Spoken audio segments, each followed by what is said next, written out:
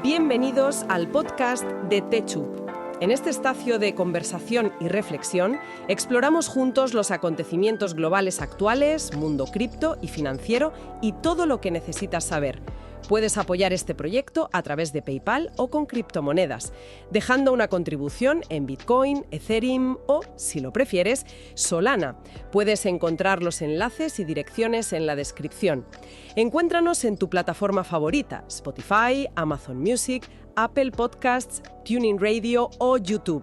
Estamos en casi todas las plataformas. Comparte nuestro podcast con tus amigos. Bueno, dicho esto, vamos a arrancar.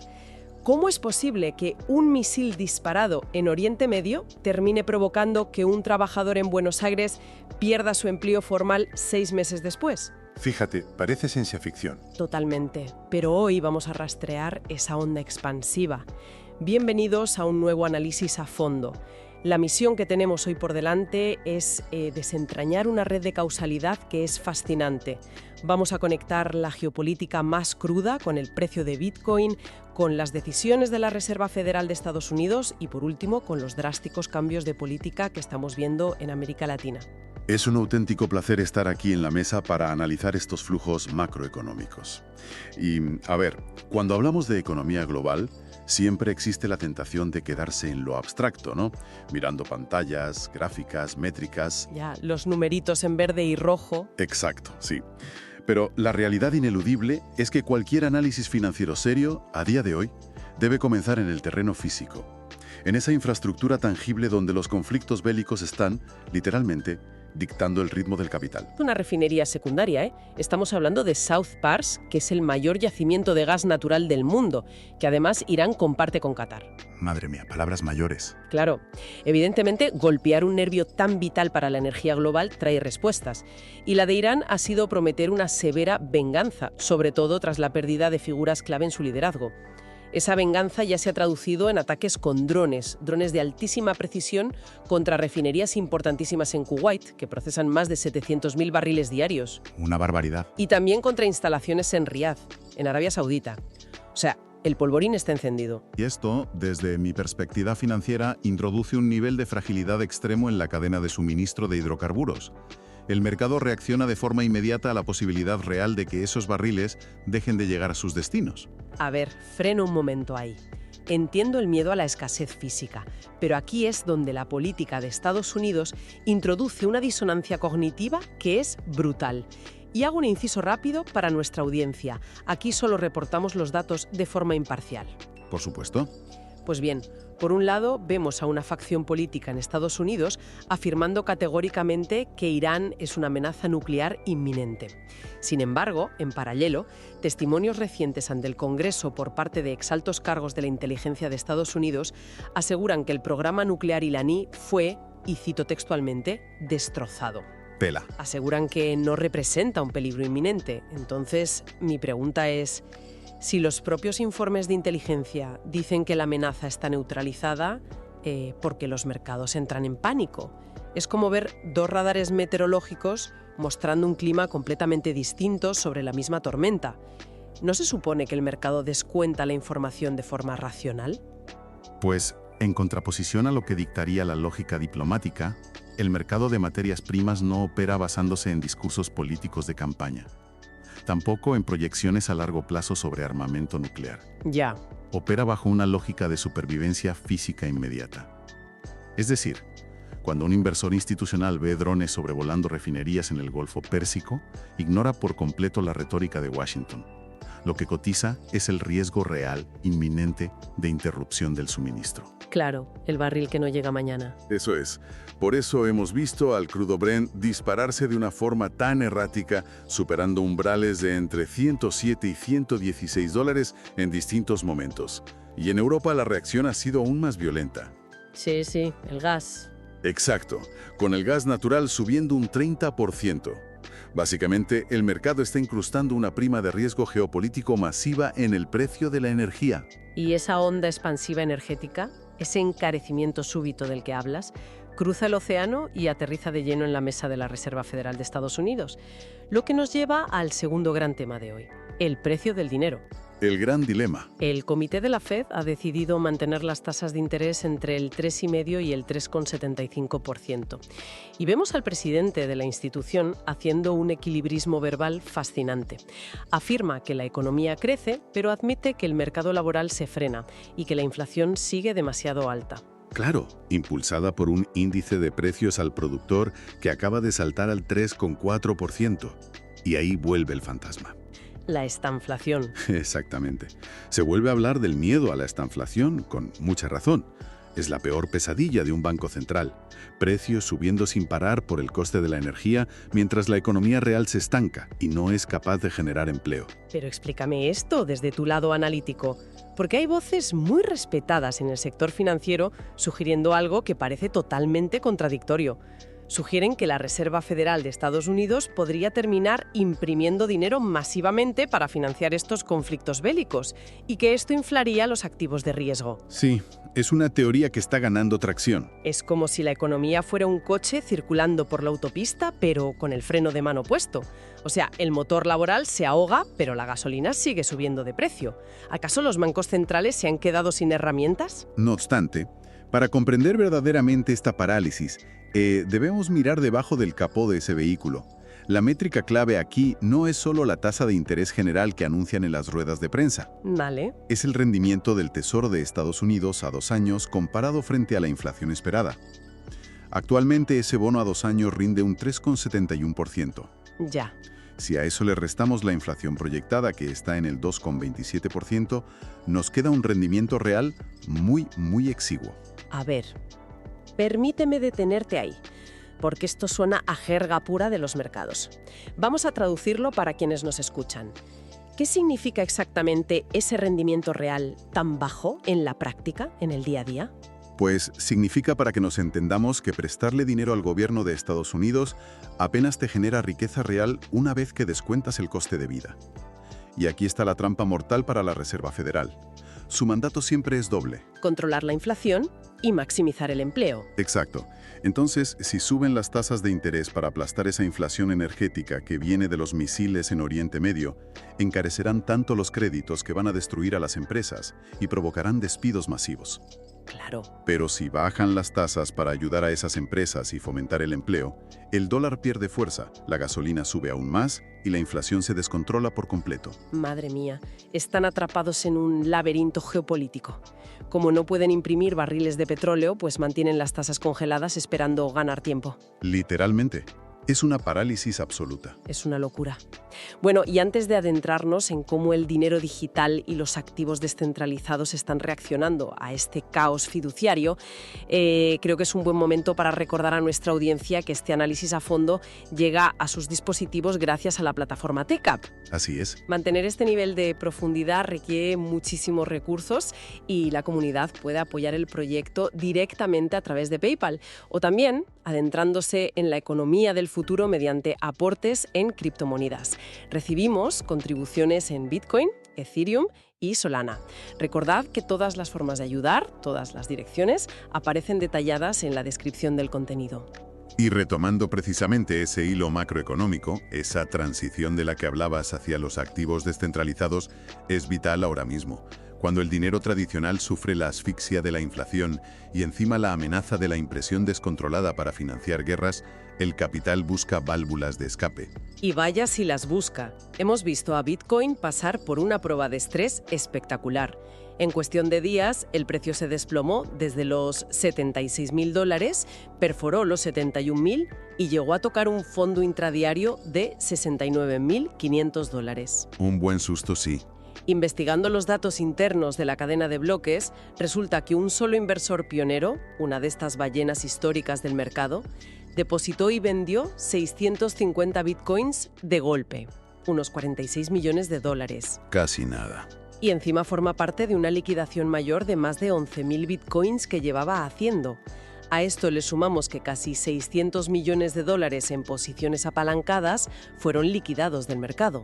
Los barrieron. Un evento que, fíjate, en ciclos de mercado anteriores habría provocado un pánico generalizado y meses enteros de tendencia bajista. Pero espera, permíteme ser el abogado del diablo un momento aquí en la mesa. Porque me dices que Bitcoin se está comportando como un refugio. Sin embargo, a ver, vamos a desgranar esto. Es como si el mercado cripto estuviera soltando lastre de un globo aerostático. Los operadores apalancados caen, pero el globo sigue flotando. Pero, ¿realmente está actuando como refugio si la acción de una sola persona tiene el poder de hacer tambalear el mercado de esa manera? A pesar de ello, la respuesta la encontramos en cómo reacciona la estructura interna del mercado justo después del impacto. El precio se recuperó casi de forma instantánea hacia los $70.200. Y lo que nos confirma que no es una burbuja especulativa a punto de explotar, es una métrica técnica fundamental. ¿Cuál? La tasa de financiación de los futuros perpetuos está en territorio negativo. De nuevo, vamos a bajar esto a la tierra, por favor. ¿Qué significa que la tasa de financiación sea negativa? ¿Y por qué debería importarnos a la hora de ver si Bitcoin es un refugio? Pues en el mercado de derivados, cuando esta tasa es negativa, significa que quienes apuestan a que el precio va a caer, los vendedores en corto, están pagando de su bolsillo una comisión constante a quienes apuestan al alza, solo por mantener sus posiciones abiertas. Ah, vale. Indica que el mercado especulativo está extremadamente temeroso y posicionado a la baja. Pero claro, si los especuladores apuestan a la baja y el precio sube, significa que esa subida está siendo impulsada por dinero real. Compras al contado, spot, puro y duro. Las compras de los fondos. Exacto.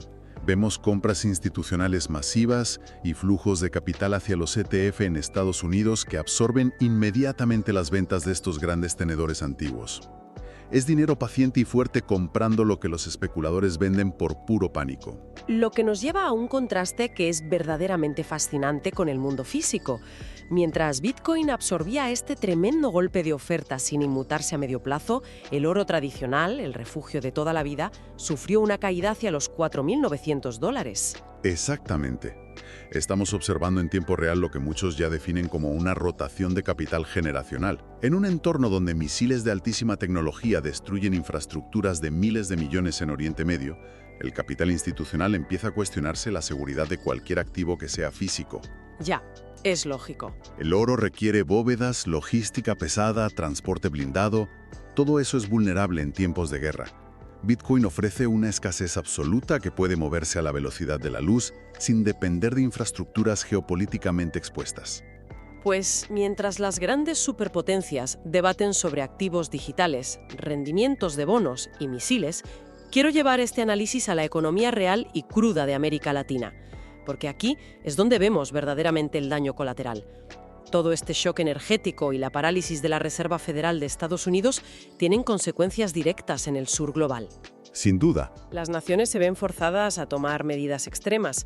Si observamos, por ejemplo, los cambios legislativos en El Salvador, y lo hacemos desde un punto de vista estrictamente procedimental, apartando cualquier valoración política o ética, vemos una reforma constitucional y penal histórica, cadena perpetua para menores de edad involucrados en delitos graves como homicidio o pertenencia a pandillas. Se les juzgará como adultos y las revisiones de pena no llegarán hasta pasados entre 25 y 40 años de prisión.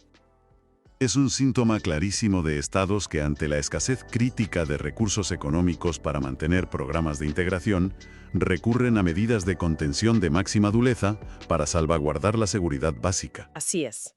Y la presión de la olla global hace saltar distintas válvulas. La fractura económica es aún más evidente si miramos las métricas laborales.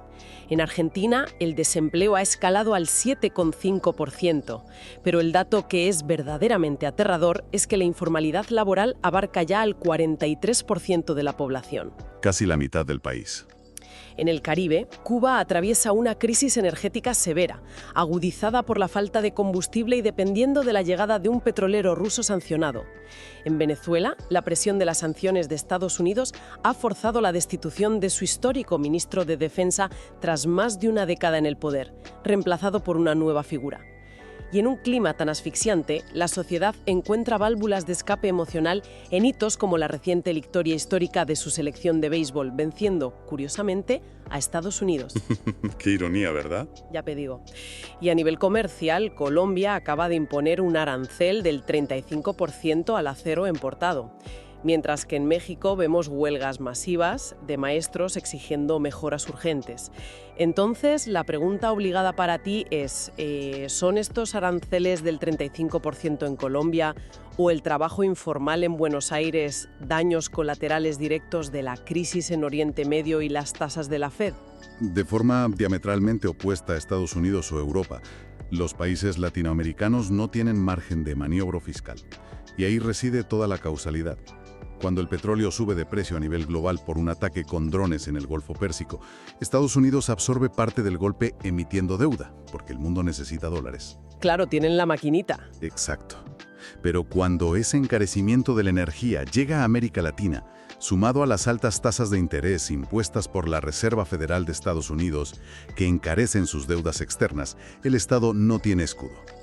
Las empresas locales enfrentan unos costes energéticos y financieros inasumibles. Y entonces recortan. Para sobrevivir, despiden trabajadores o directamente los pasan a la economía sumergida. De ahí ese 43% de informalidad en Argentina. Y la crisis en Cuba es la manifestación física de no poder pagar combustible caro en un mercado internacional hostil. O sea que el arancel del acero en Colombia no es un simple capricho político de turno, sino un puro instinto de supervivencia nacional. Totalmente. Es el clásico efecto látigo. La cadena de suministro global se encarece brutalmente y los gobiernos imponen aranceles desesperados como ese del 35% para evitar que sus industrias nacionales quiebren frente a importaciones que a veces son más baratas por el dumping de otras potencias.